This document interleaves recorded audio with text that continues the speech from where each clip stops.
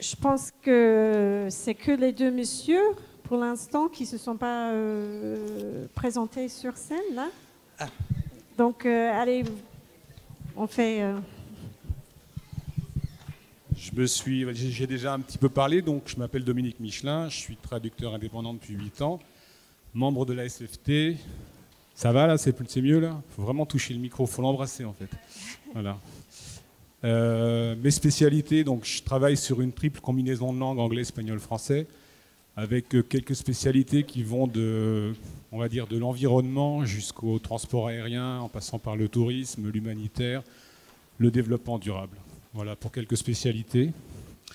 Et puis, je suis très impatient, moi, j'en profite, d'avoir le retour des étudiants qui ont travaillé sur ce texte, parce que c'était un texte très particulier. Et voilà, donc je passe la parole à mon collègue Jeff. Donc, bien fort. Je suis Jeff Henson, je suis traducteur, interprète assermenté, expert de justice près la cour d'appel en langue anglaise. Je suis également co-délégué de la délégation CABFC de la SFT, donc j'ai en partie participé dans l'organisation de cette journée. Voilà, je voulais me mettre au début de cette traduel avec Mary pour présenter un petit peu le avant traduel, parce que c'est Mary et moi qui avons éliminé un certain nombre de textes pour arriver au choix final de Dom et Isabelle. Donc, au fait, on est passé par plusieurs étapes. On a regardé pas mal de différents... Oui, j'allais juste dire, mais qu'est-ce que c'est un traduel? D'accord. Donc, d'abord, je pense qu'il faut qu'avant de passer à expliquer comment on a choisi les textes sources, c'est expliquer qu'est-ce que c'est un traduel et puis pourquoi faire un... Déjà, pourquoi ça s'appelle un traduel? Moi, j'ai aucune idée. Vous savez l'origine? Alors, un duel, mais en fait, c'est surtout pour montrer qu'il n'existe pas de traduction optimale ou unique. En fait, par rapport à la perception, la sensibilité de chacun, on peut avoir plusieurs bonnes traductions. Donc ce qu'on a voulu vous montrer, vous allez le découvrir après avec des styles différents, une approche assez similaire mais des styles différents. Voilà, qu'est-ce que ça peut donner? Et peut-être ensuite vous poser la question en fonction du public destinataire, qu'est-ce qu'on adopte plus comme style ou comme approche plutôt qu'une autre? Donc en fait, on parle de traduel bien sûr parce qu'il y a un petit côté un petit peu spectacle, un petit peu duel, mais vous allez voir qu'en fait au final c'est très complémentaire. Voilà, je sais pas. Personne ne meurt à la fin. Donc voilà, c'est un jeu, c'est fait pour présenter. Les traducteurs savent depuis le début qu'ils seront devant le public, qui va écorcer leur traduction. Et donc ça c'est le jeu.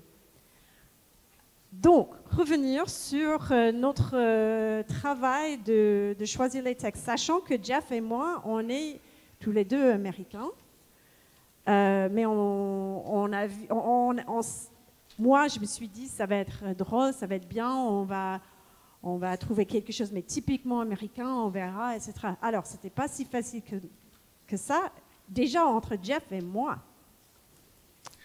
Oui, on vient tous les deux du même pays, mais de différents coins, avec des cultures très différentes, des points de vue sur la religion, la politique et plein de choses qui divergent, mais énormément. Donc, ce n'était pas super facile entre nous de se mettre d'accord. Moi, je choisirais un texte qui avait un certain point de vue politique. Pour moi, c'était pas inoffensif. Pour Mary, elle était choquée, vice-versa. Il y avait certains textes que Mary m'envoyait, mais je disais, mais on ne peut pas leur proposer ça, ils vont nous massacrer, quoi. Donc, oui, on a mis un certain temps, on a essayé plusieurs domaines, politique, musique, et puis finalement, on a proposé chacun un texte qu'on avait choisi à Dom et Isabelle. Ouais. Et ils ont aimé choisi. Ouais. Donc ça, c'était, en fait, la première étape pour nous était super intéressante par rapport à ce traduel. C'était de vraiment dialoguer entre nous. À un moment donné, il y avait vraiment une question de mais qu'est-ce que ça veut dire être américain? OK. Ouais. D'accord, ok.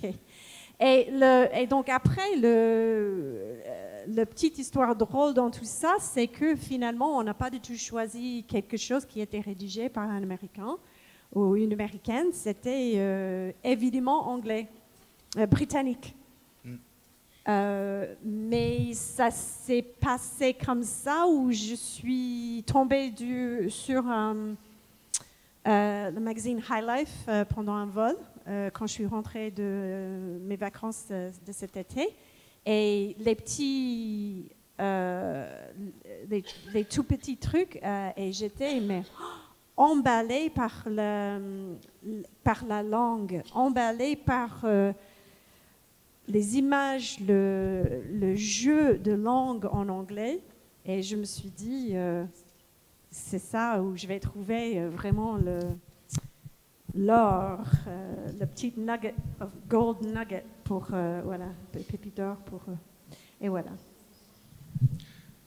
Alors, je ne sais pas ce que, pour toi, mais moi, ce que j'ai aimé dans ce texte, au fait, c'est le fait qu'il évoque beaucoup de traditions, des traditions des cuisines traditionnelles liées à des moments familiaux.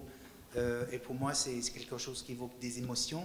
Et pour moi, le grand défi de ce genre de texte, c'était de pouvoir évoquer des émotions dans quelqu'un qui n'avait pas la même culture que l'auteur de ces textes. Oui. Non, pour moi, c'était vraiment des images par rapport à de prendre, par exemple, la bouffe et puis mettre une situation qui n'avait rien à voir avec la bouffe d'habitants, comme pour les casques bleus, des choses comme ça. Pour moi, j'ai vraiment aimé le jeu d'images, le contraste d'images. Voilà, donc on passe à Isabelle et Dom. Donc pour ceux qui ne connaissent pas le texte, on va en découvrir. En fait, c'était 2 paragraphes. Je pense qu'on va avancer jusqu'au texte. Voilà, donc ça c'était la source du texte. Voilà. Donc je vous laisse lire. Et puis après, j'aimerais vraiment avoir le retour des étudiants qui ont travaillé dessus. Sans aller dans le détail, mais simplement nous dire un petit peu, de prime abord, vous avez trouvé ces textes comment difficiles, compliqués, faciles à lire, difficiles à traduire. Voilà, juste un petit peu avoir votre avis, c'est un peu une mise en situation professionnelle, c'est-à-dire qu'on vous envoie un texte, ça peut être un test. Par exemple, si un jour on vous demande de travailler, qu'est-ce que vous allez faire avec ce texte qui est court, mais en fait qui est plein de subtilités. Voilà. Donc je ne sais pas si on peut passer un micro dans la salle, juste pour avoir quelques retours d'étudiants qu'on n'a pas beaucoup entendus jusqu'à maintenant, donc ce serait vraiment bien d'avoir vos retours. Qui a travaillé? Combien vous êtes à avoir travaillé sur le texte? Vous pouvez lever la main? Ah, vous êtes plus que ça, Alors, non? Réveillez-vous. Qui a travaillé ce texte? Alors, vous êtes les étudiants de Mulhouse, n'est-ce pas? Non. Ah oui, d'ici. D'accord, de Montpellier. Donc, on va vous demander des retours, s'il vous plaît. C'est très important pour nous d'avoir des retours. Donc, mettez-vous un peu à la parole, s'il vous plaît. Ah, il y a quelqu'un là qui veut parler, voilà. Alors, bonjour. Déjà, le premier texte, ce qui était difficile, c'était les... Vous voulez juste vous présenter rapidement? Ah oui, je m'appelle Alexandre, je suis étudiant en master première année LEA ici à Montbéliard. Et le premier texte, c'est les jeux de mots sur tout ce qui est... C'est jeu de mots, tout ce qui est le jeu de mots sur le fait qu'ils insistent sur le gras de la recette et par rapport à un type qui est par rapport aux gens qui n'aiment pas le gras en fait. D'autres retours? Très rapidement, hein, c'est vraiment pour avoir votre ressenti sur un texte comme ça. Allez, allez. Bon, on met le micro de force hein, s'il faut.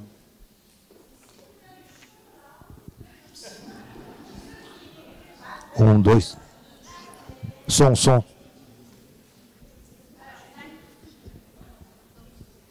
En traduction, c'est très important d'échanger. Hein. C'est pas pour rien qu'on a des réseaux. Son. On a vraiment, c'est comme ça qu'on arrive à de la qualité. Hein. Je n'arrive pas à me sortir. Vous m'entendez? Non, vous m'entendez pas? Si? Très, très, très proche. Ah oui. Donc bonjour, moi je suis donc Azila Tichadouli, étudiante Master 1 LEATST à Mulhouse. Et donc moi pour le premier texte que j'ai vraiment trouvé compliqué aussi, voilà, donc c'est vraiment très imagé et il y a énormément, on va dire, de références et c'est très tourné un peu, enfin voilà, de façon très ironique et c'était assez compliqué de retranscrire ça en français. Enfin oui, voilà, il était vraiment difficile par rapport aux images en fait qu'on essayait de donner. Voilà. C'est surtout en fait au niveau en fait les adjectifs qu'ils utilisent parce que voilà quoi, eux ils peuvent se permettre de mettre des adjectifs tout à la suite comme ça ensuite, alors que nous en français ça marche pas. Donc il faut essayer de faire ça différemment.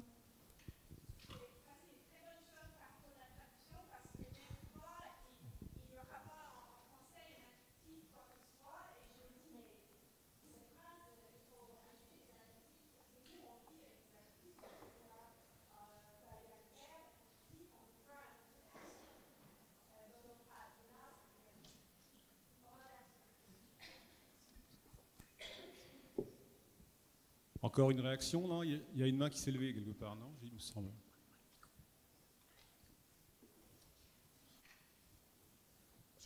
Même pour ceux qui n'ont pas travaillé dessus, hein, simplement nous dire un petit peu, vous avez un texte comme ça qui vous arrive, voilà, qu'est-ce qu'on en fait? Déjà, comment vous le recevez? En silence. Alors, bonjour à tous, donc, je m'appelle Metaï Farah, je suis étudiante en licence 3 LEA à Montbéliard. Et une réaction par rapport à ce texte, c'est qu'on n'a pas l'habitude d'étudier ce genre de texte qui avait des termes spécifiques au niveau de la cuisine, des spécialités de l'Angleterre, du Royaume-Uni. Et du coup, c'était assez difficile justement de trouver des équivalents qu'on pouvait trouver également en français. Voilà. Sans parler des références culturelles et qui sont aussi, à côté, oui. qui sont cachées derrière tout ça. Bon, le piège, il était aussi de faire parler des Français, s'adressant à des Français, en vantant la cuisine anglaise. Ah, on est d'accord, il y a quand même un défi là, hein, en termes d'image. Ouais, il y a déjà des priorités dans vos têtes, non? Ah, clairement.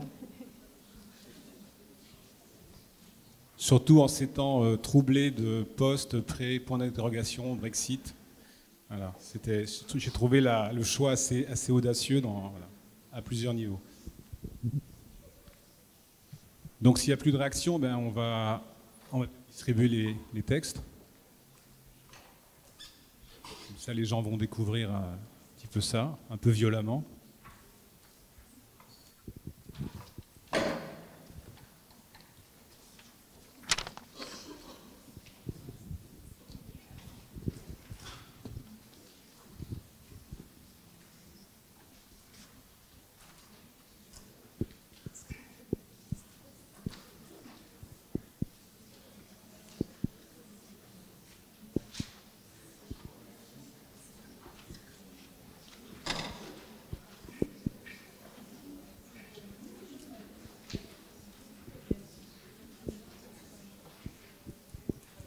Pendant qu'on est en train de distribuer les photocopies, en fait, Isabelle a fait elle a fait une très bonne révélation au donneur d'ordre, donc c'est-à-dire à moi et Jeff, qu'on a eu des fautes de frappe. Et elle avait compris complètement différent quelques mots parce que j'avais fait des fautes de frappe où j'ai un oubli d'un L dans health, c'était Heath. Ça a complètement changé ce qu'elle... ouais, et tout. Et donc elle nous a demandé et puis finalement, oh zut, j'ai mal tapé 2 ou 3 choses de suite et puis on n'a pas vu en relecture. Ouais, ce qui est un très bon exemple, parce que souvent, vous allez voir que les clients ou les agences vont vous envoyer des textes dans lesquels il y a des fautes. Donc là, il ne faut pas hésiter à aller chercher, à vous poser la question, à poser la question, parce que parfois on se dit « ouais, mais peut-être que c'est ça, etc. » C'est pas la peine de commencer à traduire sur quelque chose qui est erroné. Donc ça, c'était aussi un bon exemple pour ça, parce que moi, je me suis moins posé la question, et en fait, j'ai un petit peu rectifié de moi-même, en me disant bah, ça doit être voilà, ça doit être ça. Ce qui peut arriver des fois aussi. Donc c'est important de bien vérifier ça, le texte source.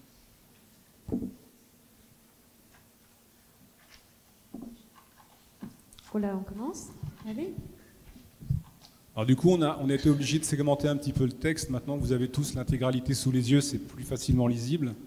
Voilà. Et après, on va pouvoir un petit peu rentrer dans le détail et puis avoir des réactions. Voilà. Donc on attend vos réactions avec impatience. Déjà, en fait, ça c'est le titre du magazine. En fait, c'est what is it? 100 Very British Things. C'était toute des mini-articles dans le gros titre de 100 Very British Things. Et donc, Isabelle et Dom ont traduit ça déjà. Donc là, vous voyez que déjà dans l'approche, dans le titre, on se différencie un petit peu. Voilà, donc ça c'est pareil, hein, c'est un petit peu la perception de chacun. Alors après, ça peut se justifier, se discuter, etc. Voilà. Ce que je voudrais dire, maintenant que vous connaissez le texte, c'est que j'ai même failli, alors encore une fois, c'est une question de public destinataire, mais je me serais bien abusé à dire roast beef. Vous avez dit roast beef? Si j'étais dans un magazine un petit peu humoristique, provocateur, je pense que j'aurais proposé un titre comme ça. D'autant qu'on a en deuxième texte, on a le fameux Sunday Roast. Donc voilà.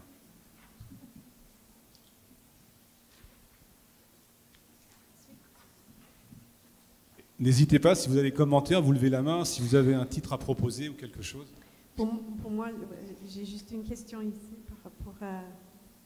Okay.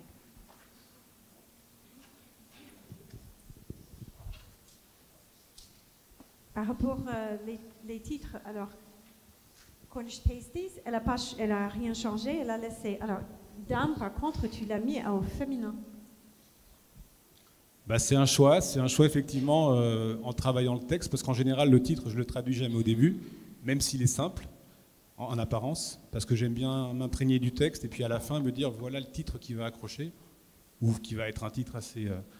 Et pour moi la Cornish Pasties c'est plutôt quelque chose de féminin, je sais pas, je l'ai ressenti comme ça, et du coup j'ai préféré mettre un article féminin devant et garder l'original, parce que pour moi c'est quelque chose de typiquement culturel, britannique, et je voulais pas surtout toucher au mot anglais. Donc en fait, c'est mon choix de l'avoir mis au féminin singulier. Ouais, ça n'a rien à voir avec grammaire, rien. C'est vraiment non, c'est la sens... perception que j'avais voilà, je sais pas, de Cornish Pasties, c'était.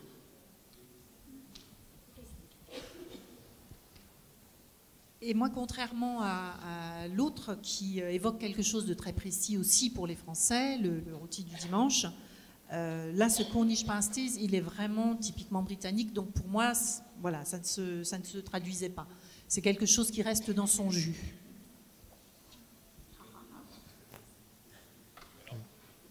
Je pose la question à Isabelle, pourquoi un pluriel? Qu'il était au pluriel. Levez les mains, apparemment.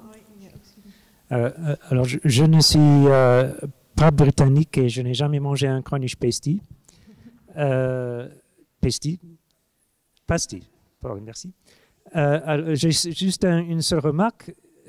Bon, je pense que les deux traductions, elles ont toutes les deux du talent. Donc, je ne vais pas passer un jugement sur l'une ou l'autre, mais je trouve qu'avec la traduction d'Isabelle, ça me donne envie de la manger. C'est tout. Voilà. D'accord, on va voir ça un peu plus en détail.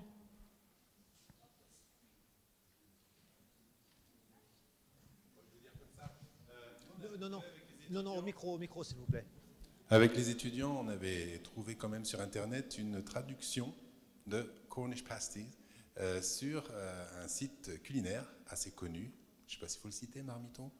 La traduction, c'était le chausson irlandais.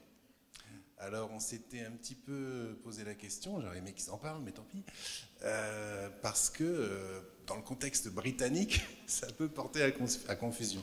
Donc, du coup, on avait gardé l'anglais. Alors, nous, on avait mis les Cornish Pasties. Enfin, on avait proposé des solutions en gardant l'anglais. Mais voilà, juste pour dire... Alors, vous avez, parce que moi, je ne sais même pas, mais vous avez cherché l'origine vraiment de Cornish Pasties, et puis d'où ça vient, et puis... C'est un étudiant qui a trouvé sur Internet dans le site de marmiton.org. Au micro, s'il vous plaît. Le chausson irlandais. Est-ce que vous avez fait une brève recherche auparavant pour... Excusez-moi, essayez de parler au micro, parce que ça, c'est enregistrer les images aussi bien que le son. Merci. Non, je n'ai pas fait de recherche sur l'origine du nom.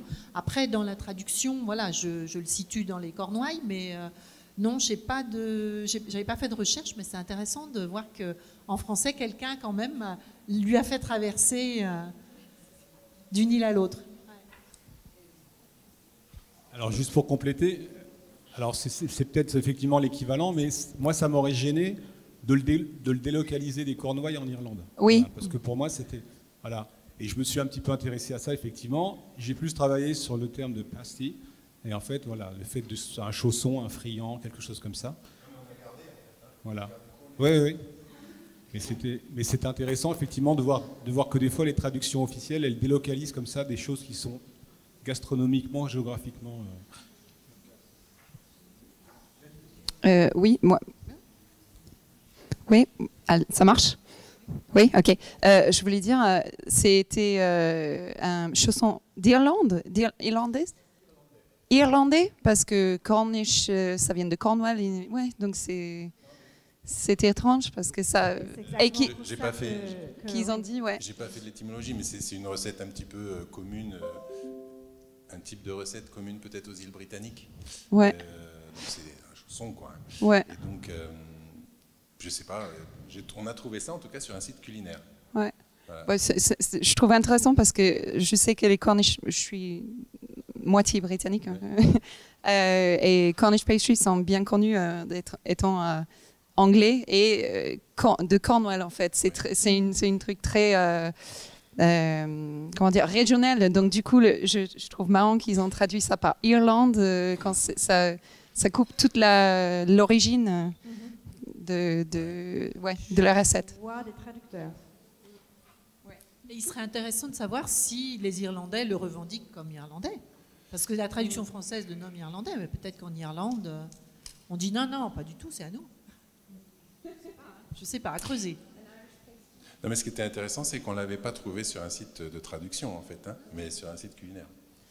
Pour moi, si tu avais un Irish pasty, il y aurait trop de blagues autour de ça par rapport au fait de pasty de peau, les Irlandais étant très blancs. Ouais, je pense que... Voilà. Il y a une question que j'ai oublié de poser d'entrée, mais y a-t-il des Britanniques dans la salle, à part vous, donc qui est à moitié britannique, c'est ça? Parce qu'on avait un collègue qui malheureusement a dû partir, à qui ça parlait beaucoup. Donc on n'a pas d'autres Britanniques dans la salle. D'accord. Donc voilà la première partie.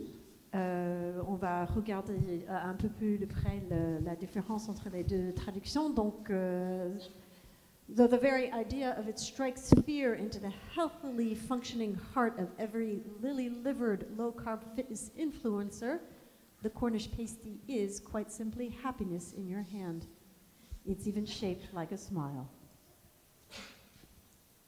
Est-ce qu'on peut avoir peut-être avant nous qu'on justifie ou qu'on parle de nos choix, est-ce qu'on peut avoir des réactions dans la salle, hein? Vous avez tout à fait le droit de ne pas être d'accord, hein, au contraire, avec certains choix, ou peut-être d'en évoquer d'autres.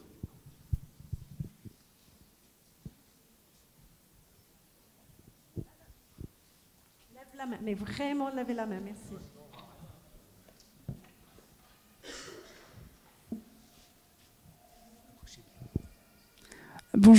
Bonjour, Charline, en M1 T2M à Dijon.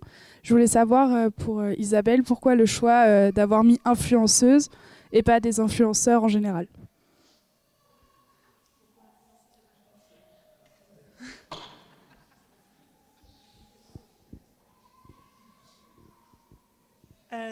Excellente question. Alors moi je me suis interrogée, donc je vais répondre en commentant un petit peu ma phrase. Je me suis interrogée sur le fait de traduire influenceuse et sur le fait de traduire fitness, enfin sur le fait de traduire, fitness influencer.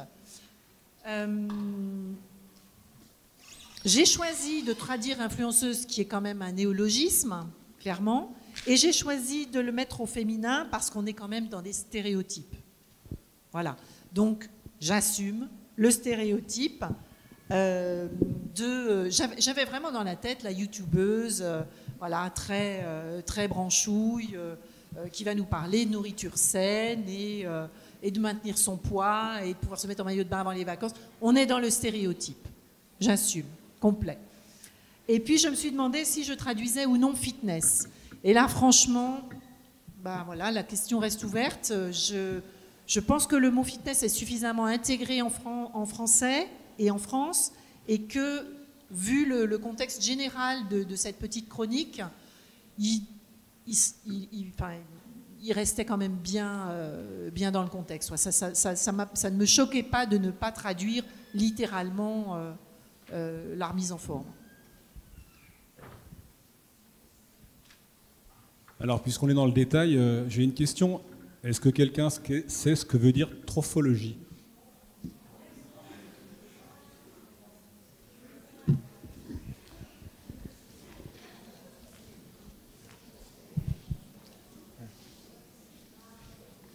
Même si vous vous doutez bien que ça tourne autour de la thématique.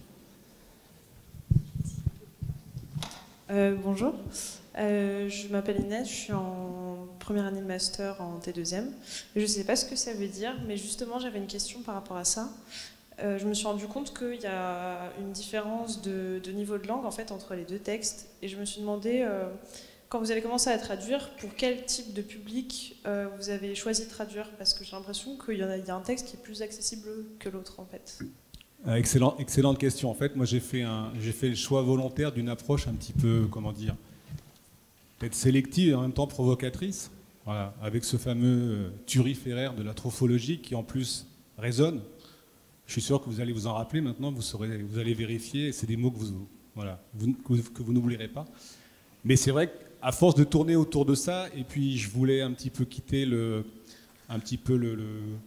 ce qui se traduirait trop facilement, effectivement, par tout ce qui est aujourd'hui, donc ces fameux influenceurs ou influenceuses d'une vie saine, puisque la trophologie, c'est simplement la science de la nutrition, et par extension, c'est également donc, un régime sain, etc. Et j'ai trouvé ça par hasard, je ne connaissais pas le mot, mais à force de tourner, c'est aussi ça qui est intéressant en traduction, c'est à force de tourner autour d'une signification, d'un sens, on finit par découvrir. Moi, c'est ce que j'aime, c'est-à-dire qu'en fait, j'apprends en même temps que je traduis.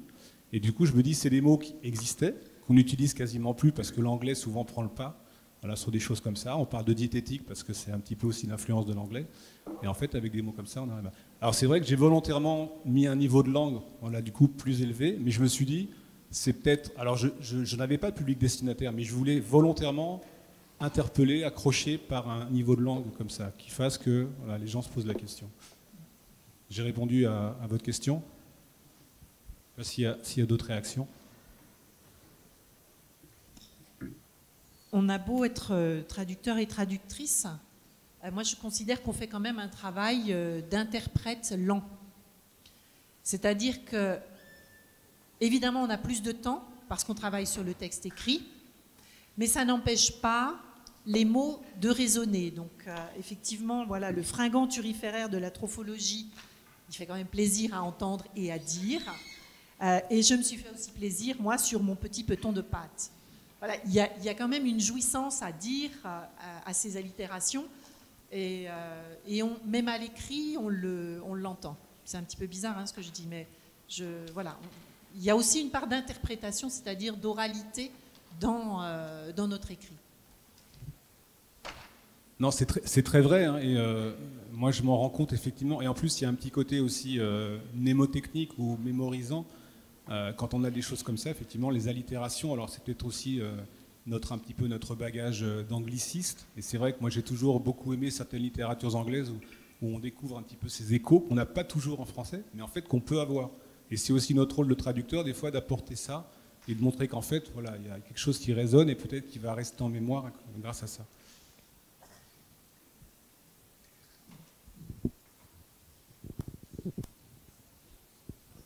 On passe à la suite, voilà.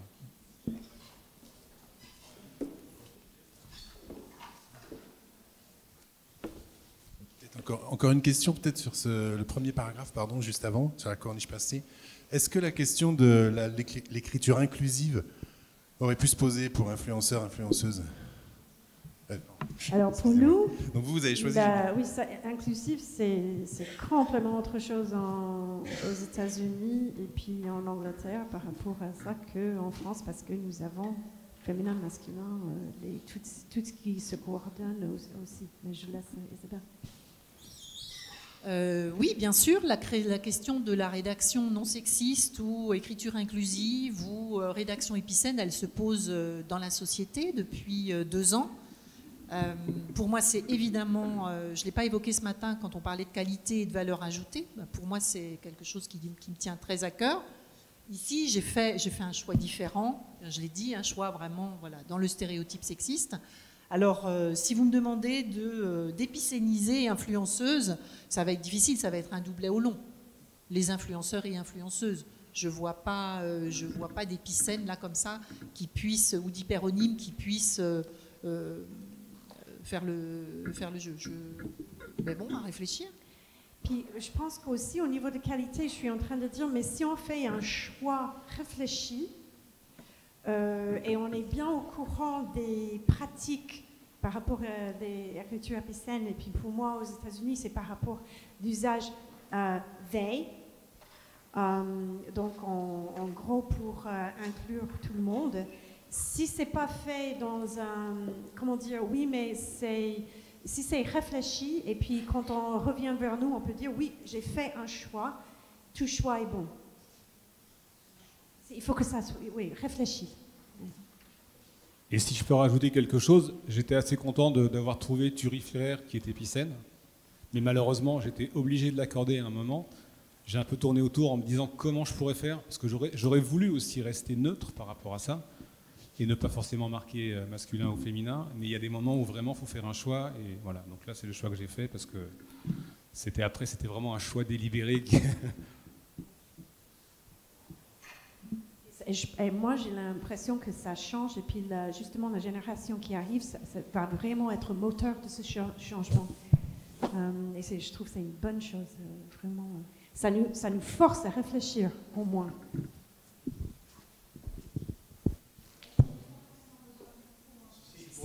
Malheureusement, oui, malheureusement. Merci. Vous avez besoin de ça parce que comme ça, oui. c'est enregistré. Je voudrais renchérir un petit peu sur la question du niveau... Vous pouvez parler vraiment... Oui, sur la question du registre de langue pour lequel vous avez opté. En fait, je trouve que c'est extrêmement agréable à lire, votre traduction, c'est très enlevé et je trouve ça vraiment très fort. C'est très fort. Désolé. Pardon. Plus près de la bouche. Plus près de la bouche, comme ça va? Non. Et comme ça? Il faut l'embrasser, hein, le micro, j'ai entendu tout à l'heure. Comme ça? Est-ce que c'est mieux? Non. On va changer.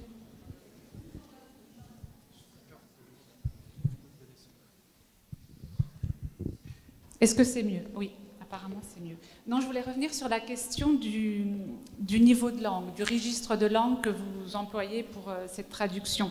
En fait, comme je le disais, je trouve que c'est extrêmement agréable à lire, c'est très enlevé, c'est très bien ce que vous avez écrit, mais il me semble, bon, je ne suis pas angliciste, mais il me semble qu'il y a un glissement par rapport au texte source.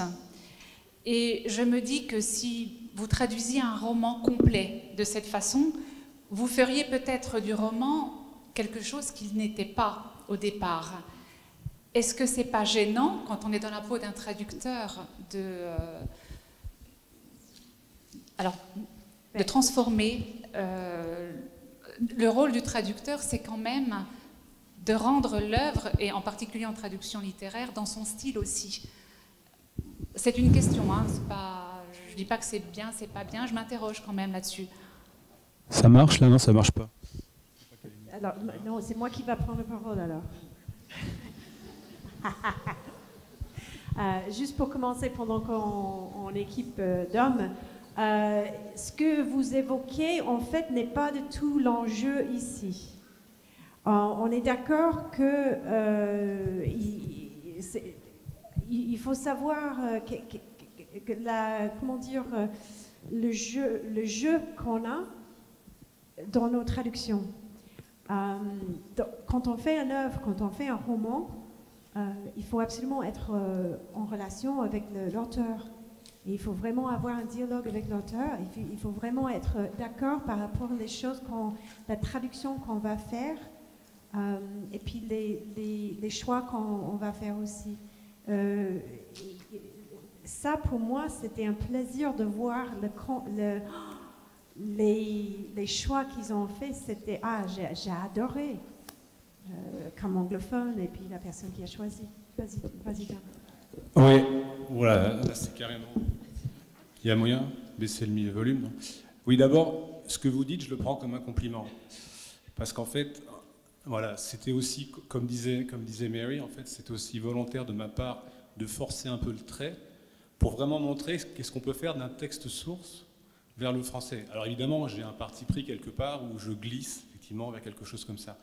Mais encore une fois, si j'avais eu un public destinataire, j'aurais certainement encore plus affiné d'un côté ou de l'autre. Là j'ai volontairement rehaussé le niveau parce que je voulais que ça interpelle, je voulais qu'on se pose une question par rapport peut-être à un mot ou deux comme ça. Voilà. Donc effectivement, mais c'est un petit peu aussi mon cheval de bataille, en même temps que le foisonnement aussi. C'est-à-dire que moi je lutte contre le foisonnement, parce qu'on dit toujours que le français foisonne beaucoup par rapport à l'anglais. Et en fait, mon défi à moi, c'est justement de réduire ce foisonnement au minimum, parce qu'en fait, en français, on peut trouver, mais il faut se creuser la tête. Et c'est là le jeu aussi. En fait, une traduction, on en revient à ce qu'on disait ce matin, il faut qu'on y prenne du plaisir. Voilà. Il faut que d'abord on défriche, il y a un petit peu... c'est un peu un phénomène de séduction aussi, c'est-à-dire qu'on va apprivoiser le texte, on va un petit peu regarder ce qui est intéressant, et après on va affiner comme ça. Alors c'est vrai, je suis d'accord avec vous aussi, mais c'était, encore une fois, c'était volontaire de ma part, sans avoir un contexte précis.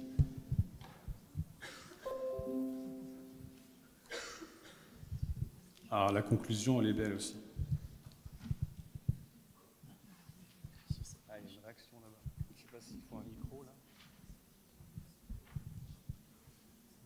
J'ai encore une question là pour Isabelle, à propos de l'ancrage de ta traduction dans l'actualité. Les époux Balkany, est-ce que tu te le serais permis en dehors du contexte actuel, ou est-ce que tu considères que c'est suffisamment présent à l'esprit que n'importe quel lecteur français de la traduction doit forcément avoir la représentation que tu vises? Non, c'est un private joke parce qu'on est entre nous ce soir. Je veux dire, même si British Airways, pour son magazine, était mon client sur cette traduction, je pense que j'aurais éventuellement osé proposer un politicien véreux ou quelque chose comme ça. Là, parce qu'on est entre nous, j'ai mis un nom. Ouais.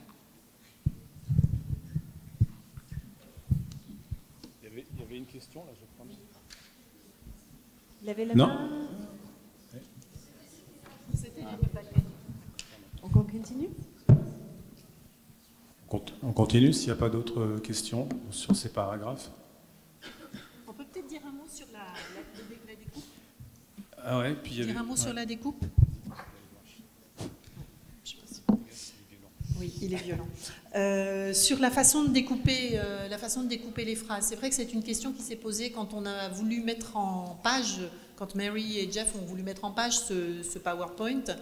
On a essayé de regrouper les choses, et comme Dominique et moi avons découpé le texte source, enfin dans notre traduction de manière extrêmement différente, eh ben c'était pas simple. Donc ce qui nous fait effectivement des diapos PowerPoint un petit peu déséquilibrés ou bien remplis, parce qu'au départ on voulait, Mary avait proposé un découpage beaucoup plus fin, mais où du coup on perdait le fil de l'ensemble.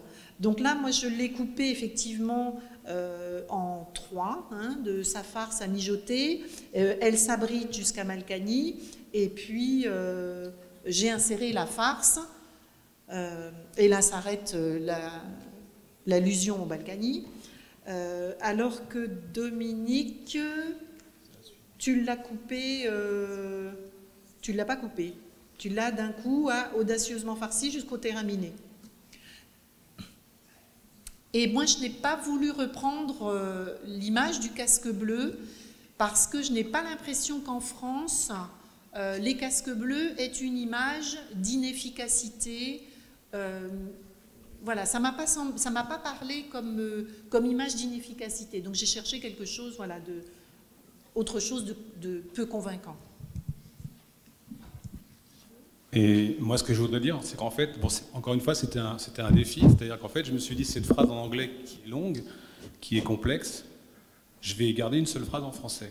Mais c'est vrai que j'ai tourné autour, j'ai essayé de la couper, etc. Et puis en fait, parce que je me suis dit, je vais quand même garder ces images. Je voulais pas trop m'éloigner encore une fois, sans contexte. Voilà, je voulais pas m'éloigner du texte, mais je voulais donner à mon texte un petit peu un impact. Et c'est vrai que le casque bleu, alors en anglais c'est failed state. Pour moi, ça veut pas dire énormément. Je sais pas, les anglophones, ce que vous en pensez. Ah oui, ça me dit énormément de choses, oui. Est-ce qu'on s'imagine, parce que pour un Français, un État en faillite ou un État perdu? Alors, ineffectual as a peacekeeper in a failed state. Ok, peacekeeper, c'est pas forcément des casques bleus, mais peacekeeper in a failed state, c'est-à-dire que quelqu'un qui est là, mais dans une situation il est ineffectuel. Et donc, oui, ça me dit énormément de choses. Ce que tu as dit, bon, pour moi, le casque bleu, oui, ça peut jouer aussi, parce qu'il y a des moments où les casques bleus se trouvent dans des situations, ils sont symboliques. Ils n'ont pas de pouvoir, ils sont symboliques. C'est pour ça que j'ai gardé l'image en fait du casque bleu qui est un pacificateur. Et en fait, il est en terrain miné, donc à la limite, il a rien. Pour moi, il n'avait rien à faire en terrain miné. Malheureusement, ils arrivent avant ou après, mais pas pendant. Voilà. Et c'est vrai que mais c'est pareil. J'ai cherché des images, j'ai cherché des métaphores. Je ne sais pas si parmi les étudiants, vous avez trouvé des choses un petit peu originales pour rendre ça. Il y a une question. Ici, il y a Eric qui vient intervenir.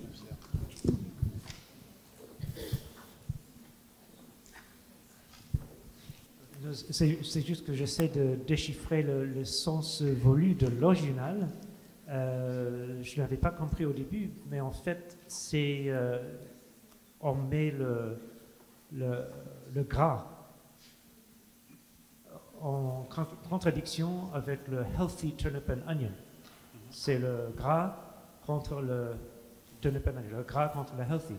Alors selon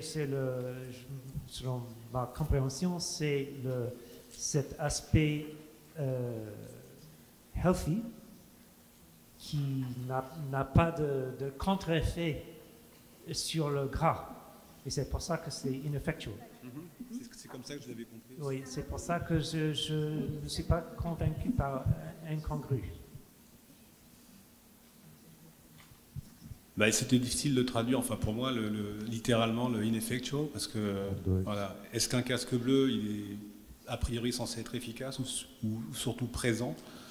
Après, il y avait cette histoire, donc j'ai cherché un terme qui soit, je ne vais pas dire passe-partout, mais voilà, qui puisse évoquer selon les uns et les autres le contexte dans lequel j'étais là. Voilà. Alors après, c'est réussi ou pas, je ne sais pas s'il y a des retours. Oui, alors en classe, il y avait un étudiant qui avait trouvé quelque chose de bien pour les casques bleus. C'était aussi inefficace pour votre régime que des casques bleus en déroute. Vous avez trouvé quelque chose comme ça. Mais pour en revenir à justement cursorily healthy, on avait beaucoup souffert pour la traduction là. Et il me semble, on avait compris que cursorily, donc rapidement, mot à mot, voulait dire en fait que c'était juste pour se donner bonne conscience qu'on mettait quelques petits navets, quelques petits oignons. Donc on avait trouvé quelque chose comme mijoter pour la forme, avec quelques navets, oignons, des choses comme ça. Mais c'était difficile. J'ai pensé à ça aussi, j'ai tourné autour pour la forme à la va-vite. Voilà, j'ai un petit peu essayé, et puis au final, faut faire un choix, encore une fois, voilà. On est traducteur, à un moment il faut faire un choix, il faut s'arrêter, il y a un délai, voilà, donc on dit je l'arrête là. Mais je trouve très bien pour la forme, parce qu'il reprend la forme fitness, donc c'est bien vu, c'était très bien vu.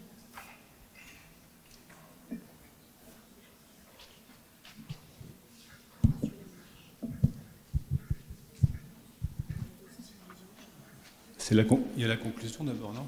Oui. Là, il y a des réactions, j'espère. Voilà. La conclusion était quand même assez...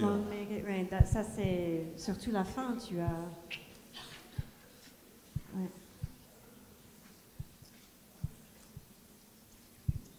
Qu'est-ce qu'il y avait eu comme piste du côté des étudiants pour... parce que la conclusion était quand même assez un peu violente et en même temps drôle. Ouais, j'allais dire, c'est un peu violent. Et c'est là où vous pouvez aussi, oui, un clin d'œil de la part d'Isabelle par rapport à la cuisine française, la nourriture gourmande, etc. Et puis Dom, qui restait assez classique. Dans le style. J'aurais bien aimé savoir quelles étaient les propositions. Il y en a parmi les étudiants, il n'y a pas une ou deux propositions. Ce British V-Sign, il est quand même violent. Vous savez ce que c'est, le V-Sign? Et vous savez d'où ça vient, ça?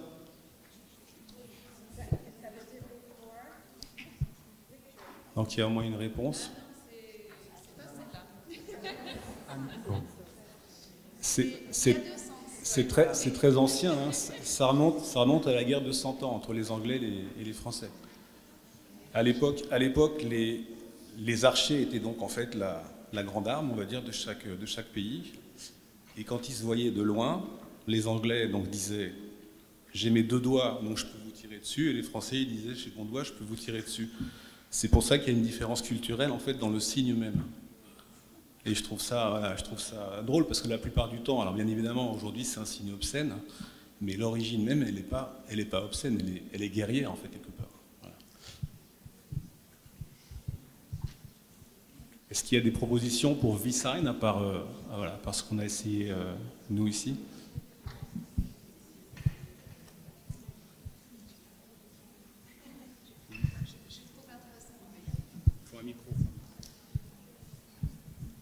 Merci. Je trouve intéressant les deux versions des deux côtés du lit. En fait, c'est assez marrant et c'est bien tourné aussi dans le sens du Victoire aussi parce que ça marche. En fait, les deux, il y a deux sens complètement différents mais qui marchent et qui correspondent à peu près à la texte source en fait. On pourrait l'interpréter dans les deux façons. L'objectif du traduel, c'est de démontrer que la traduction n'est pas une science exacte. Hein. Est-ce que je peux intervenir? Non, on me dit pour le V, pardon. Pour le V-sign, on a trouvé, en classe, on a trouvé impossible de donner le double sens parce qu'il y a le V de la victoire des casques bleus que nous on avait gardé et évidemment le geste obscène. Donc là, ils avaient trouvé, c'est pas moi, c'est eux, ils avaient trouvé un pied de nez, quelque chose comme ça. Donc on perd le sens de victoire et militaire, mais on évite quand même le doigt d'honneur. Donc c'était pas mal, je trouvais. Ah mais c'est bien. Ouais. Pied de nez, qu'est-ce qu'ils avaient trouvé Ouais, c'est bien, pied de nez. Le pied de nez des Britanniques à la cuisine saine, quelque chose comme ça. Ouais. Et moi j'ai pas osé le doigt, donc j'ai laissé le bras. On m'a dit là, si Dôme souffle, que les étudiants de Dijon malheureusement doivent partir très bientôt. Donc on va profiter en fait de la pause entre les deux textes pour les laisser partir. Et profitez-en si vous avez une ou deux questions avant de partir, bien sûr.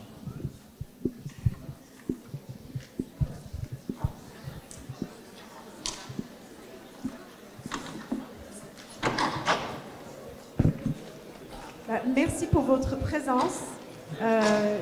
On reste à votre disposition sur plusieurs niveaux. Éventuellement, on va pouvoir vous rencontrer dans d'autres événements. Donc, on est là pour vous.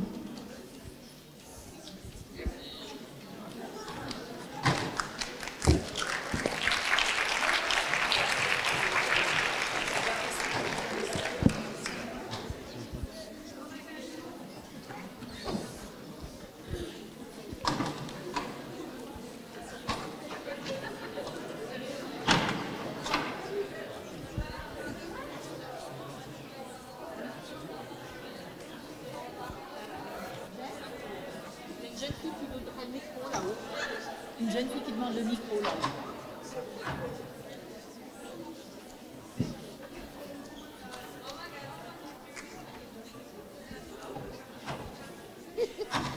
Laurent, il fait sémaphore.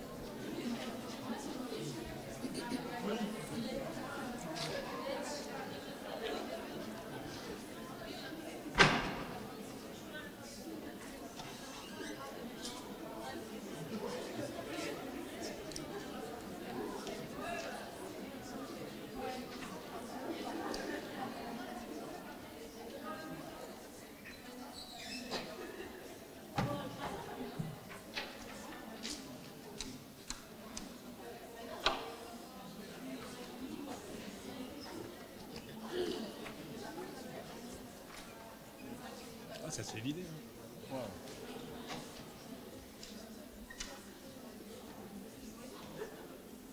Je voudrais juste reprendre sur le pied de nez. C'est toujours un signe, l'utilisation, l'usage d'expressions idiomatiques, c'est toujours un signe enfin un critère d'adaptation et de localisation. N'hésitez pas à aller en piocher, ce sont souvent des images très parlantes, très culturelles. Il existe des dictionnaires d'expressions idiomatiques. Allez piocher dedans régulièrement. C'est bête, je n'ai pas le titre là, du groupe AV que j'utilise. Je fatigue, mais ils sont classés thématiquement. Les sentiments, la peur, le bonheur, le corps humain, etc. etc. Ce sont vraiment des outils qui viennent enrichir le style. On se posait la question tout à l'heure de savoir comment enrichir son style. Ça, ce sont des outils extrêmement ouvrants, qui ouvrent l'esprit. On va changer les batteries peut-être. Tu pensais à... Enfin, moi je pense à expressio.fr, non? C'est peut-être celui-là, non? On a un autre? Ah, c'est un pavé. Parce que c'est... Voilà. Ceci ne marche pas.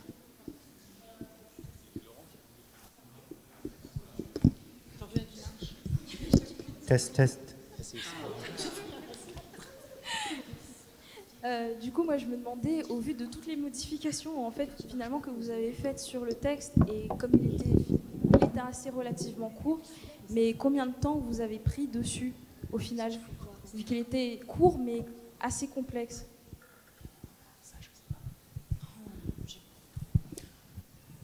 Je pense que j'ai passé 3 heures dessus, sur les deux.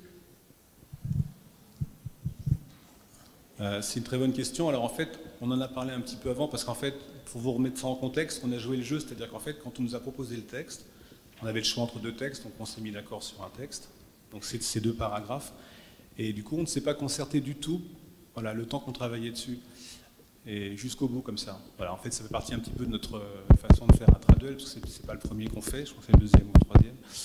Et pour ma part, en fait, moi, c'était un texte qui me servait un petit peu de relaxant, d'évasion un petit peu par rapport à mon travail. Alors au début, ce que je fais en général, c'est que je fais une traduction un petit peu comme ça, voilà, je vérifie peut-être un terme ou 2. Et puis après, en fait, c'est plus dans mes instants de loisir ou de temps libre où j'ai le cerveau qui fonctionne et je me dis, tiens, je pourrais essayer ça, je pourrais essayer ça. Merci. Donc au final, c'est dur à dire, mais je pense qu'effectivement, en temps effectif, je dois être entre 3 et 4 heures aussi, quelque chose comme ça. Mais voilà, je m'en suis servi, là encore une fois, c'était... Pour aujourd'hui ce traduel, donc il fallait voilà, faire quelque chose. On n'avait pas forcément une pression énorme en délai, mais un petit peu.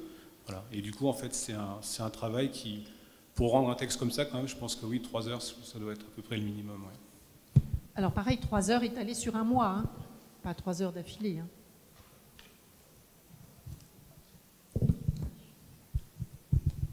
J'ai encore une question sur le texte précédent, enfin celui dont on parle, pour Isabelle.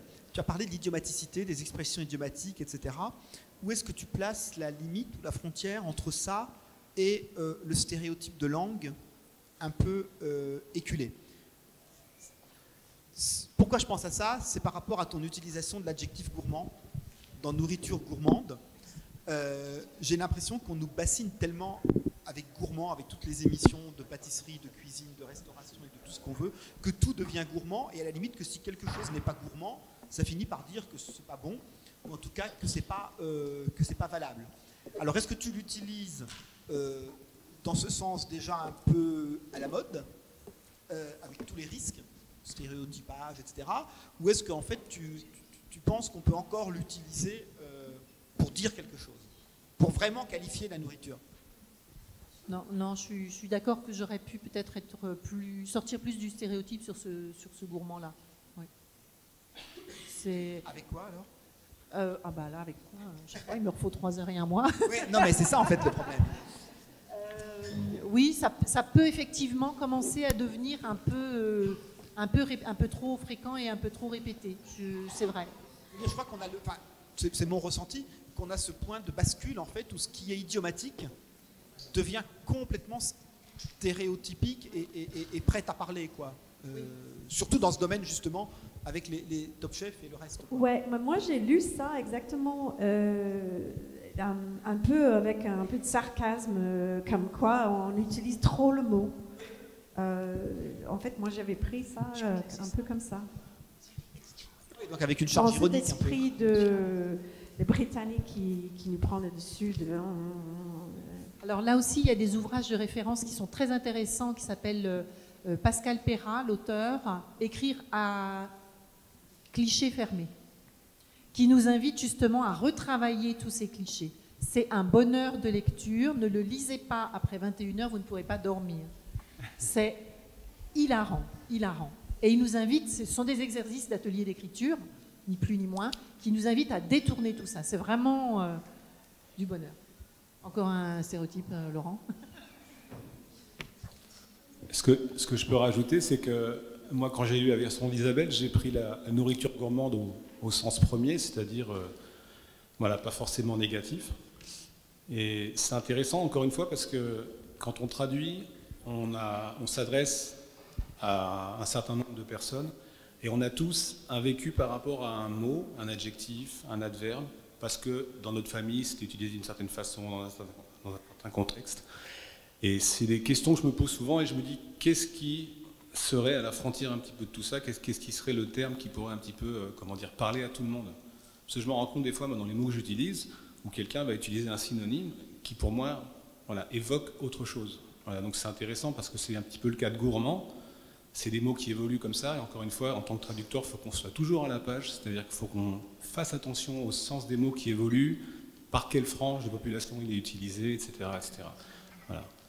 Donc j'aime bien ce genre de débat, parce qu'encore une fois, ça nous fait nous poser des questions et aller vérifier l'actualité.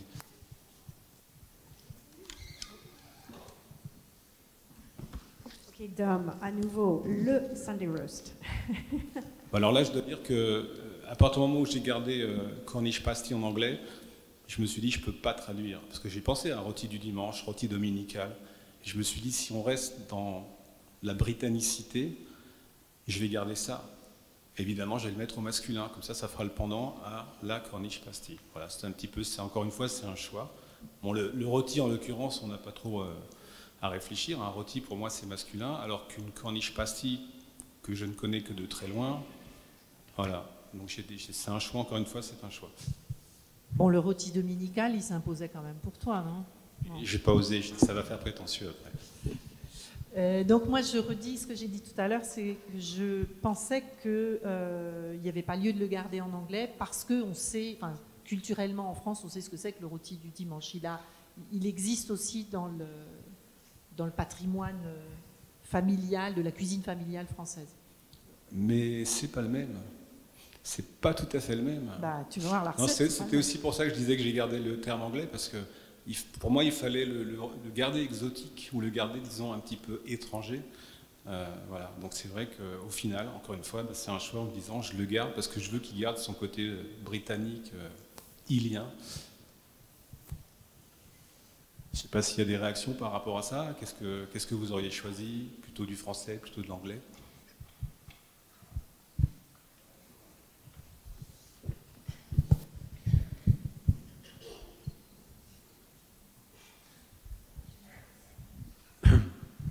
Personnellement, j'aurais gardé le titre en anglais. Rester dans la culture britannique, puisque cette question... D'accord. Et s'il avait fallu le justifier, parce que c'est souvent ce qu'on doit justifier par rapport des fois à nos clients ou au destinataire final? J'aurais dit, comme il est question, dans le texte, il était question de culture britannique dans le premier, et ainsi que dans celui-ci, je justifierais comme ça. D'accord, très bien.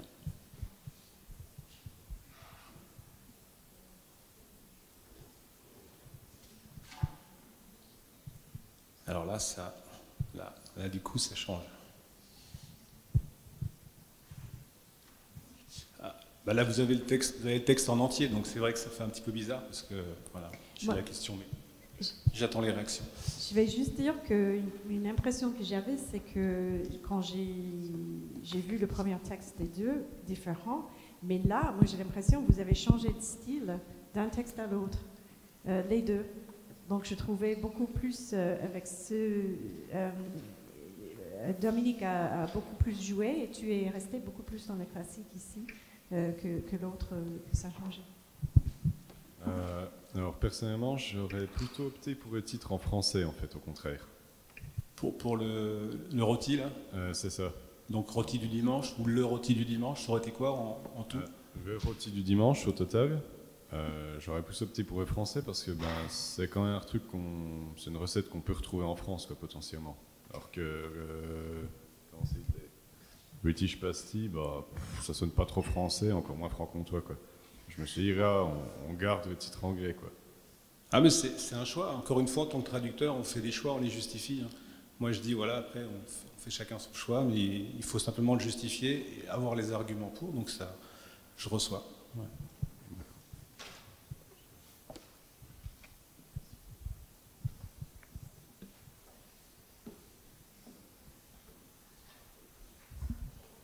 Oui, c'est par rapport au titre encore.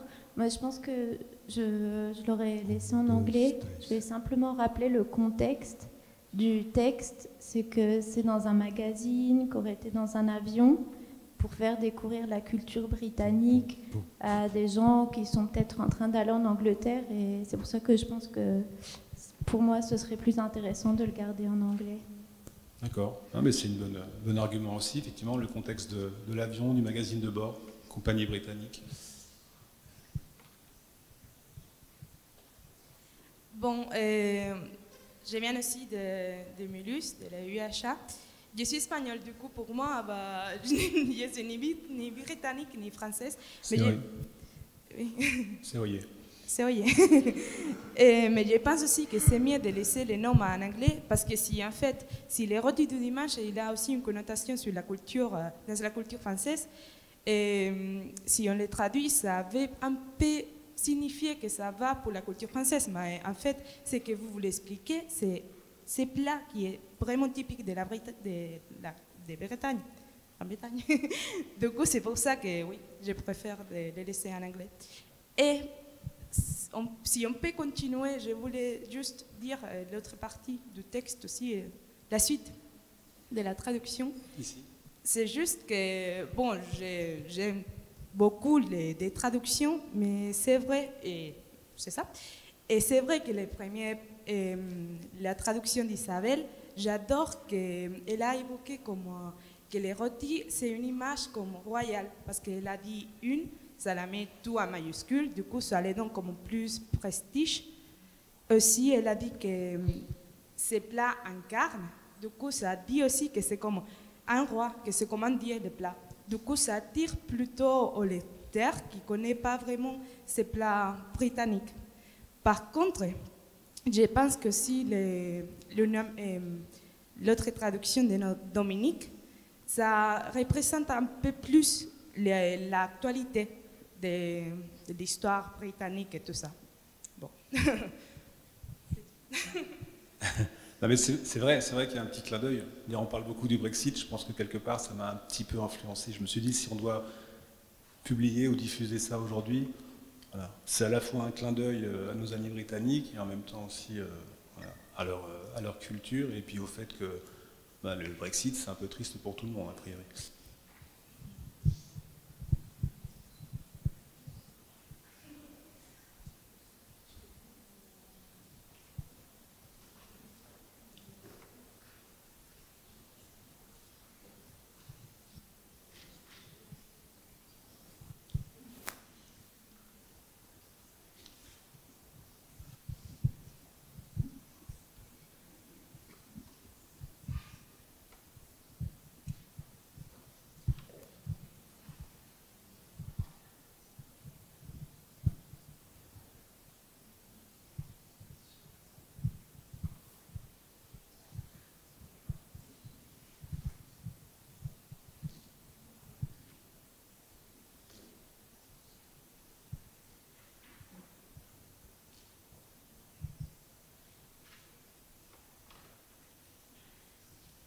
Des commentaires? Tout le monde redécouvre. Des propositions sur celles et ceux qui l'ont travaillé ou qui le travaillent depuis 20 minutes. Hein. Est-ce qu'on garde le Yorkshire pudding en anglais? Est-ce qu'on le qualifie? De quoi on le qualifie? On a des petits nuages joufflus et des petits soufflets. Chou quand même. Je ne sais pas, dans les propositions parmi les étudiants, est-ce qu'il y a eu d'autres propositions? Parce je pense que tous les deux, on a beaucoup tourné autour du cumulus, si on peut dire, avec l'idée un petit peu que c'est tout soufflé, joufflu, maflu, je ne sais pas. Hein. Et au final, on a envie à la fois de garder l'origine du Yorkshire, et puis et pudding, c'est compliqué aussi à rendre, parce que pour un Français, un pudding, c'est sucré. Je ne me trompe pas. Voilà. Un pudding, pour un Français, c'est oui, sucré. Yorkshire pudding, c'est quelque chose de très spécifique. Hein. Et là, qui pour nous, ne va pas du tout avec ce que c'est. Il faut connaître qu'est-ce que c'est, il faut goûter, il faut lire des recettes. Si on met un titre français et qu'on parle de pudding, à mon avis, ça va coincer, quoi. Je sais pas. Hein. Pas avec le rôti. Non. Pudding, c'est plutôt sucré, alors je sais pas si... Oui, non, je suis d'accord. Il y a d'autres réactions, parce qu'en plus c'était intéressant, parce que c'est vrai que cette phrase en anglais, alors si on peut revenir juste sur la diapo avant, parce que moi j'ai tourné, j'ai bien aimé le entre parenthèses. Tu peux revenir, Mary, juste la diapo avant. Voilà, si je ne me trompe pas. Oui, le fanciful idea. Voilà. Ça, c'est quand même quelque chose, c'est entre parenthèses, mais c'est pas si secondaire que ça. Parce que, encore une fois, pour moi, c'est l'actualité qui parle. Donc, voilà, on parlait d'unanimité ou d'accord sur quelque chose. Et là, je me suis dit, alors j'ai pensé à idée saugrenue, s'il en est, quelque chose comme ça. Et puis après, je me suis dit, mais en fait, en posant une question, je vais répondre, je vais faire d'une pierre deux coups, en fait, je vais répondre peut-être aux deux. C'est pour ça que tout à l'heure, je ne sais pas, tu évoquais la ponctuation. Il faut vraiment travailler sa ponctuation parce qu'en français, on fait des découvertes, mais comme ça, parce qu'en fait, on se dit, mais 2 points, 1 point d'interrogation, 3 points, on fait des points de suspension. On arrive à insuffler ou à induire l'idée qu'on n'arrivera pas à donner avec un mot, par exemple. Donc ça, c'est très important. Et donc, du coup, je l'ai fait un peu volontairement exprès. Alors, peut-être vous allez trouver qu'il manque quelque chose, mais pour moi, le fait de poser la question, ça donnait cette idée-là, en fait. Parce que je ne réponds pas oui, je dis simplement, voilà, c'est une question comme ça. Voilà, donc je ne sais pas si j'aimerais bien avoir des réactions aussi par rapport à ça.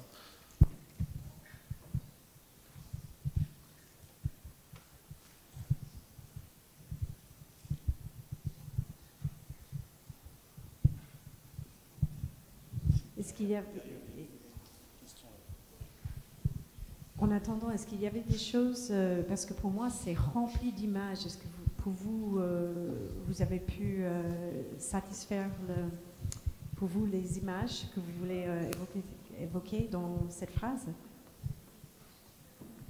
On s'est quand même retrouvé sur immuable, ça j'ai bien aimé ça.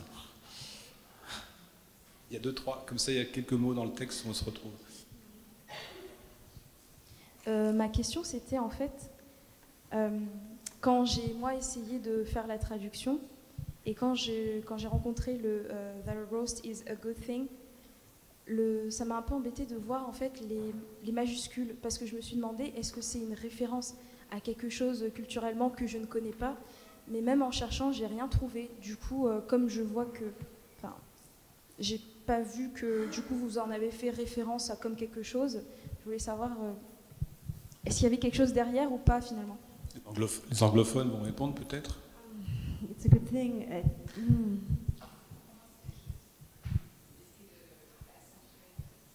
Ouais. It's a good thing. J'ai l'impression que j'ai fait une recherche aussi derrière, ou c'était peut-être pas exactement ça, mais a good thing, c'est possible que c'est un film récent. Ou quelque chose comme ça, donc où ça peut évoquer une chanson, ça peut évoquer quelque chose courant. Je ne m'appelle plus si c'était pour ça que j'ai cherché ou pour une autre chose récemment. je me suis posé la même question. Est-ce qu'il y a quelque chose que je rate? Très bon réflexe, ce que tu as fait, parce que c'est vraiment... on se pose la question, on fait la recherche.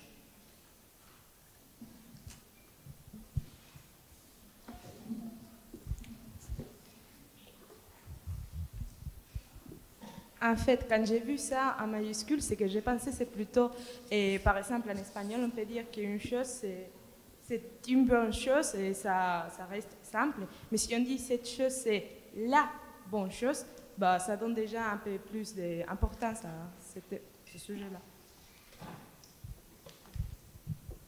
Et avec la majuscule sur une, je pense que ça laisse déjà bien clair que c'est important.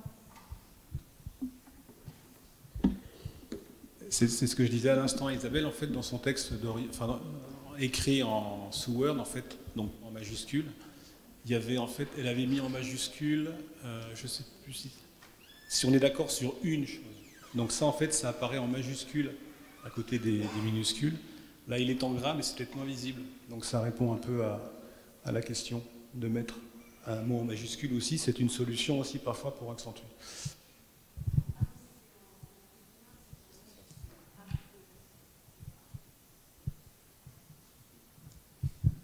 Il y a des réactions là sur les choix, parce que c'est vrai que... Ah non, c'était juste avant, on est passé à la suivante, ouais.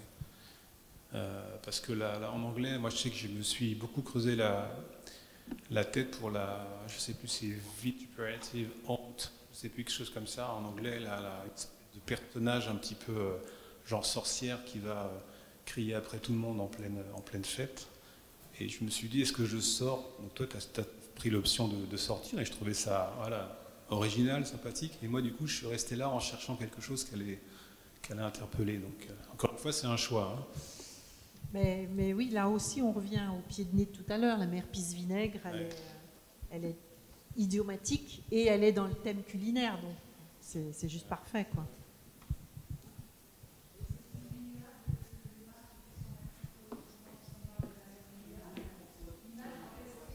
Faut le micro. Si on reprend cette traduction dans 2 ans, je pense que l'image de la belle-mère ou de la mère Pisse-Vinaigre parlera plus au lecteur que ce monsieur Neymar, dont je sais à peine qui il est d'ailleurs, qui fait son mercato. Par rapport au thème du texte. Tout à fait, c'est très daté. Presque plus approprié. C'est un choix temporel. J'ai tourné un peu la tête. Et, en anglais, en Angleterre et en Australie aussi, on a des liens linguistiques, on va dire. On dit souvent des choses comme go you good thing, qui veut dire allez, hein, mais aussi, on dit aussi quand tu es onto a good thing, ça veut dire qu'on est par exemple, si quelqu'un a une très bonne idée ou une chose comme ça, si c'est quelque chose qui est you're onto a good thing there. Donc je pense qu'il pourrait avoir un truc comme ça autour de là. Alors, allez en arrière. Je suis quand même curieux de savoir, parmi les textes étudiés, est-ce qu'il y avait par rapport à ce personnage-là, vous aviez trouvé des choses intéressantes ou vous avez buté dessus? Juste pour savoir, parce que moi j'ai trouvé ça compliqué à rendre en français jusqu'à ce que je me dise, ça va être, j'ai fini par trouver ça, mais j'ai pas mal tourné autour, donc je ne sais pas, est-ce qu'il y avait des trouvailles, est-ce qu'il y avait des choses un peu différentes? Déjà, je suis passé de tante à mère, parce qu'en français, malheureusement, tante, il a un sens tellement double que c'est compliqué à utiliser ici. Et voilà, donc c'est pour ça que j'ai choisi ça. Non, il y avait... Personne n'a pensé à la belle-mère? Non? Moi, j'ai pensé à un moment à la belle-mère. Personnellement, ça m'a... toute la phrase, j'ai buté dessus. J'ai passé, je sais pas, peut-être un quart d'heure dessus à essayer de traduire, de relever tout ce qui ressort de l'humour britannique, de retranscrire ça en français. Puis je ne sais plus exactement comment j'ai traduit. J'ai dû garder l'image de la tante, mais ça en sort pas bien. D'accord. Donc vous avez gardé l'image de la tante comment? La tante sorcière ou Un peu aigrie. La tante un peu aigrie. C'est bien aussi, ouais.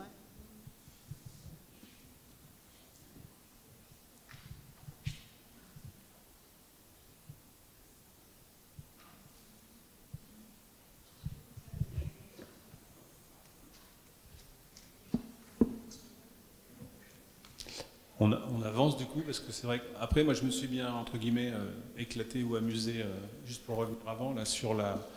Parce qu'en anglais, les oceans of gravy, on s'imagine très bien une espèce de tempête autour du rôti. Et je me suis dit, mais comment je vais rendre ça? Parce que c'était... Voilà. Donc là, c'est pareil, j'ai tourné autour du vocabulaire de la mer, des vagues, etc. Encore une fois, c'est des traductions qui vraiment sont des... Ça, au début, on se dit que ça va être compliqué à rentrer dedans, puis une fois qu'on rentre dedans, on prend vraiment du plaisir à aller chercher un petit peu tout ça. Et c'est un excellent travail pour la qualité, pour la suite. Après, quand on revient à son travail un peu quotidien, moi je sais que ça me fait beaucoup de bien de faire ça parce que j'ai l'impression de m'oxygéner le cerveau en faisant ça.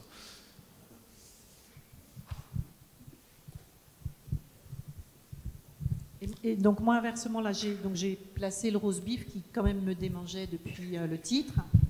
Et j'ai plutôt fait appel aux images, enfin à l'image que les Français, enfin aux stéréotypes qu'ont les Français des Anglais. Donc voilà, le roast beef et puis le trône. Voilà, on est quand même sur la royauté anglaise. Tu voulais revenir? Ouais. Il y a des commentaires là, parce que c'est intéressant les deux approches là. C'est vrai que c'est avec la forme du on, Isabelle, je trouve que tu parles plus directement peut-être au lecteur que moi dans ce cas-là. Et je trouvais ça intéressant. Moi j'ai adopté une position un petit peu en retrait comme ça, parce que c'est vrai que, encore une fois, je pense que je voulais garder ce côté éloigné, un petit peu exotique qui restait là-bas. Voilà, parce que de dire, c'est vrai que si j'avais dit on retrouve, je me serais peut-être un petit peu inclus ou englobé dans la population qui fait ça. Voilà. Mais c'est deux approches encore une fois différentes. Donc je ne sais pas s'il y a des réactions, des commentaires, des questions. Ça vous donne faim? Ce que je trouve intéressant là dans le travail de Dominique, c'est ce phoning in sick, qui en anglais suit food, drink and phoning in sick, comme si c'était un substantif. Donc là, la difficulté, c'était effectivement de trouver, de pouvoir l'ajouter dans la suite, quoi. Et l'appel téléphonique du lundi matin, finalement, voilà, il passe très très bien. Mais c'est vrai que au début, j'ai beaucoup tourné. Je voulais encore une fois jouer sur les mots entre gastronomique, gastrique, téléphonique. Encore une fois, j'essaie un petit peu de trouver l'écho, la résonance. J'étais parti sur des gastronomico-téléphoniques. Puis j'ai dit, là, tu es peut-être en train de... Voilà, ça va être compliqué au final. Tu vas peut-être perdre du sens. Du coup, je suis revenu à une solution plus raisonnable. Mais c'est vrai que c'était pas évident à lier tout ça comme ça.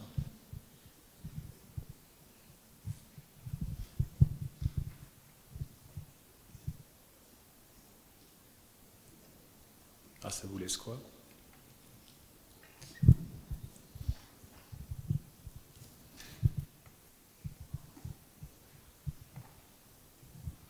Du coup, là, après, bon, on arrive à la fin, et puis il nous reste quelques minutes.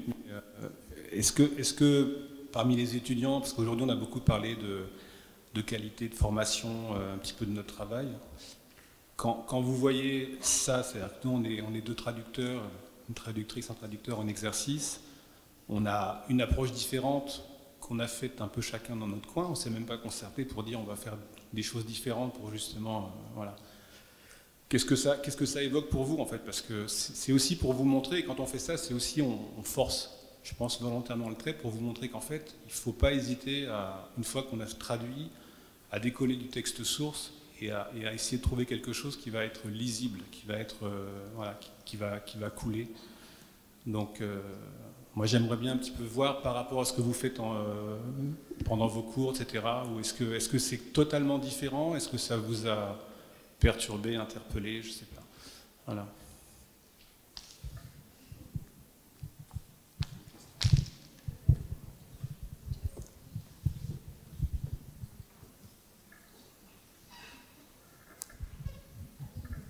Moi, je dirais qu'il n'y a pas de traduction fausse, que chacun voit chacun a sa vision du texte et que du coup chacun apporterait en fait sa petite touche et puis du coup ça rendrait le texte plus ou moins comment dire à sa manière quoi, mais en fait les deux ils sont compréhensifs, ils sont bien, mais comment dire, le ton employé dans les textes, en fait, il est différent et on apprécie en fait les deux textes. Et je trouve que c'est bien que chacun pourrait traduire et puis qu'il n'y ait pas de traduction fausse en fait. On ne peut pas dire qu'une traduction, elle doit être comme ça parce qu'on est obligé de faire un choix en fait. Une traduction, c'est obligatoirement un choix et puis voilà. Est-ce que vous attendiez ce genre de texte ou est-ce que ça va au-delà ou ça reste un petit peu dans ce que vous attendiez parce que voilà, c'est toujours intéressant de savoir aussi. On aurait pu coller au texte aussi, mais ça aurait été beaucoup moins drôle pour tout le monde, je pense, enfin, si on était resté. Si on avait collé au texte, c'est-à-dire, voilà.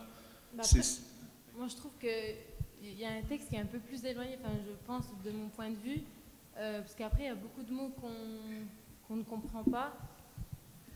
Oui, ça dépend des références aussi. Par exemple, vous avez fait référence aux époux Balkany. Pour nous, on était plusieurs à ne pas savoir à quoi vous faisiez référence et c'était qui. Et donc, du coup, peut-être que c'est pour peut-être une cible un peu plus âgée, je ne sais pas. Non, l'actualité. Et nous, on a exactement comment dire, des choses de contraire. Des fois, c'est qu'à cause de notre âge, on n'arrive pas à planter des trucs pour vous, votre génération non plus. Comme tout à l'heure, on a fait allusion à Neymar, et puis il y a des personnes qui ne savaient pas aussi. Donc, faut que ce soit adapté à une cible, en fait. On ne sait pas à qui elle a été... Oui, il faut savoir la cible, quoi, en fait, pour traduire, je pense. Et en fin de compte, moi aussi, je ne savais pas qu'est-ce que c'était, qui c'était, ces époux. Et donc, Google, hein, c'est bien. Et j'ai apprécié que je ne savais pas tout, en fait. J'ai apprécié ça. Donc, ça nous fait grandir. Ça nous donne envie de lire et puis d'aller plus loin. D'aller apprendre. Non, mais c'est plutôt positif. C'est-à-dire qu'aujourd'hui, en livrant 2 traductions différentes, on vous a appris quelques mots de plus. Hein, et quelques références culturelles de plus. C'est aussi à ça qu'un traducteur sert souvent. C'est-à-dire qu'en fait, à envoyer des messages un petit peu comme ça. Donc, voilà. Et c'est drôle parce que pour moi, l'actualité des Balkanis, ça a quand même fait la une là, il y a une dizaine de jours, une quinzaine de jours, je ne sais pas. Exactement. Donc c'était... voilà. Du coup, moi, par rapport à votre travail, j'ai trouvé ça très intéressant parce que de voir le travail en fait de traducteur, puisque nous, je pense en tant qu'étudiants, on est dans le cadre scolaire et on va traduire un texte, on va plus le calquer par rapport au texte d'origine. Et du coup, là, je trouve ça assez intéressant d'avoir pris l'aspect culturel et de le mettre dans le texte en français, puisque je pense que dans le texte d'origine, il y a des choses que nous, Français, nous ne comprenons pas. Et du coup, c'est important d'intégrer l'aspect culturel dans un texte de traduction.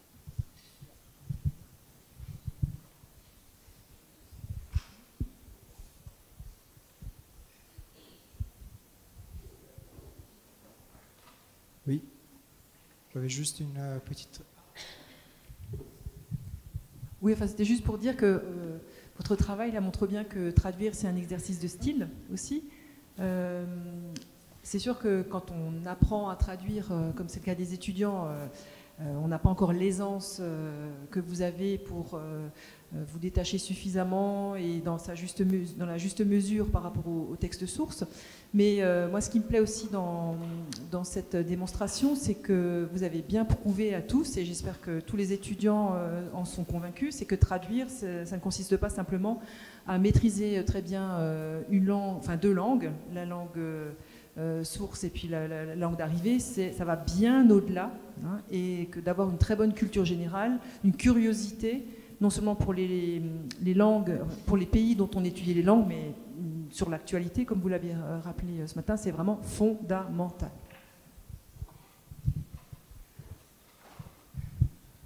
Je veux juste rebondir sur ce que la collègue et l'étudiante aussi vient de dire. Je voulais vous remercier pour cet exercice que je trouvais très, très intéressant, très stimulant. Bon, j'imagine que dans un amphithéâtre comme ça, c'est difficile peut-être d'avoir une vraie discussion et parfois les gens ont peur de prendre la parole dans ce scénario, mais je pense que Ce que vous avez fait est très intéressant et vous nous avez montré très bien que la traduction, c'est de la réécriture dans ce que vous avez fait. Bon, les textes s'est prêté, on s'imaginait qu'on aurait vu quelque chose d'un peu surprenant à partir de ce type de texte, mais vous l'avez fait très bien et je trouve, bon, après on peut aimer plutôt de choix de l'un ou de l'autre par endroit, mais ce qui m'a frappé, c'est que, sauf erreur de ma part, il y a une seule expression que vous partagez dans ces 160 mots, c'est ce porte-pâle à la fin.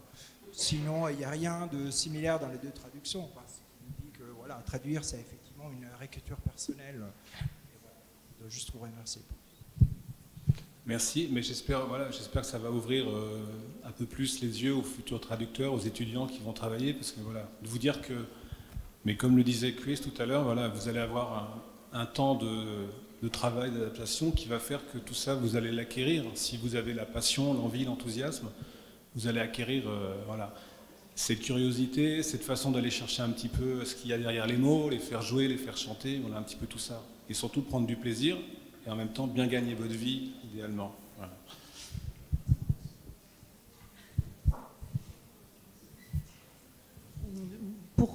Pour conclure, oui, je pense que l'exercice invite à l'ouverture. N'hésitez pas à sortir des rails, à sortir des clichés, à vous interroger sur chaque mot, chaque virgule, chaque espace.